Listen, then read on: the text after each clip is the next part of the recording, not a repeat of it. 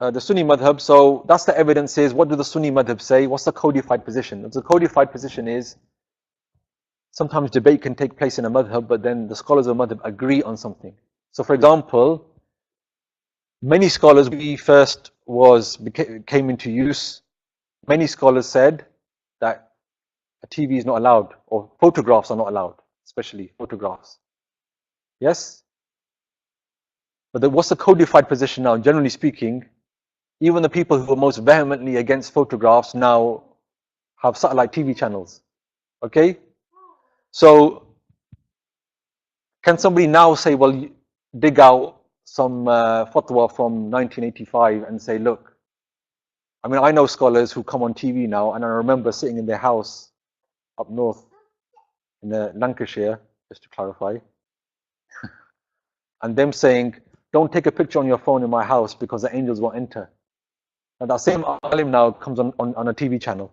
Okay, obviously it's fine to change your position, but you can't just say now, well, technically so-and-so in the past said that it was haram. Scholars discuss, and then over time they've come to a conclusion, and everybody says, okay, you know what, this is the correct position. So the codified position of the Sunni madhabs, and the reason why I say that is because people will try to pick out here and there the codified position. They discussed and they come to a conclusion is that asking the Prophet ﷺ for help and asking dua is a good thing.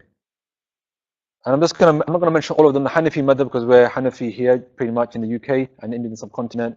Imam Kamal ibn al-Humam, Egyptian scholar, said, then come to the blessed grave of the Prophet ﷺ and say from your standing place, Assalamu alayka ya Rasulullah. Then ask the Prophet ﷺ for his intercession, saying, Ya Rasulullah, I ask for your intercession. Ya Rasulullah, I ask for your intercession. I turn by you to Allah that I die as a Muslim upon your sunnah, then supplicate and request dua for himself, his parents and his loved ones. So this is what the Hanafi school is saying. When you go to Medina Munawwara, ask the Prophet ﷺ to make dua for you. And other texts that come up on Friday say, ask Sayyidina Abu Bakr and Sayyidina Umar as well, but we won't go into that yet.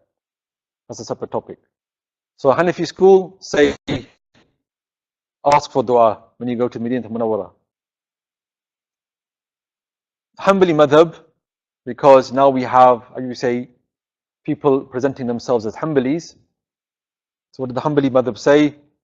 Imam Ibn Qudama al-Maqdisi al-Mughni says, then come to the grave, the Prophet ﷺ, turn your back to the Qibla, face him and say, Assalamu alayka, O Prophet, I have come to you seeking forgiveness for my sins, seeking your dua to my Lord. This is what the Hanbali Imams say. Okay, important for those people who call themselves Hanbali. They have to accept that they're going to have to admit something went wrong, supposedly, in the Hanbali school. We don't say anything went wrong.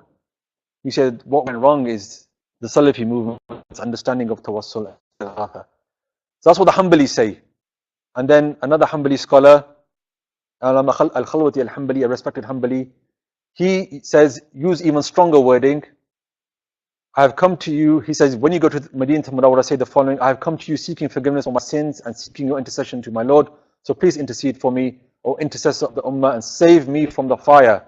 He does not make dua for me, he says, save me from the fire. Now, some Hanbali scholars say what that means is, you ask the Prophet ﷺ to save you from the fire, meaning make dua for you. But some scholars might argue that even using that phrasing, because remember, Sahih Muslim, what is that? I believe Sahih Muslim, Sahih Bukhari, where the Prophet ﷺ will go in and take people out of the fire, literally pull them out. O Prophet of mercy, O illuminator of darkness, O remover of difficulties, O Messenger of Allah, I am standing at your door and seek refuge in you. I seek refuge in you, and I am clinging to your threshold. I seek your intercession for myself and my parents. That's what a Hanbali scholar as well, a great Hanbali scholar of the past, advised people to read when they go to Medina Munawwara. Obviously, there you can see there's a big difference there. Two people calling themselves Hanbali, and there seems to be a disconnect, a major disconnect. Moving on.